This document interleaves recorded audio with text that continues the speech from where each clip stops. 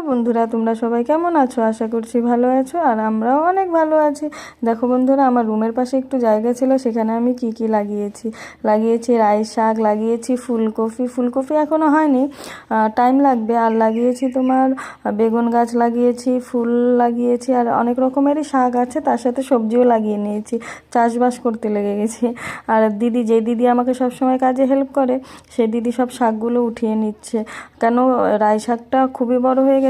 পাশে যে ফুলকপি গাছটা রয়েছে, ফুলকপি গাছটা যেন তাড়াতাড়ি বড় হয়ে যায়, বড় হতে পারছে না। তাই দিদি বলল যে রাই শাকগুলো তুলে নিলে ফুলকপিগুলো তাড়াতাড়ি বড় হয়ে যাবে। তা আমার মতো কার কার ভালো লাগে যে বাড়ির পাশে একটু জায়গা থাকলে সেখানে এটা ওটা সবজি সবজি লাগাতে, কার ভালো লাগে আমাকে একটু কমেন্ট করে জানাবে। হ্যাঁ, আর রাই শাকগুলো তুলে দিদি দেখো আমার হাতেও দিয়ে দিয়েছে, কি ভাল লাগছে না? আর আমি এখানে আরও কিছু লাগিয়েছি, চলো দেখাই। এখানে লাগিয়েছি তোমার ধনেপাতা।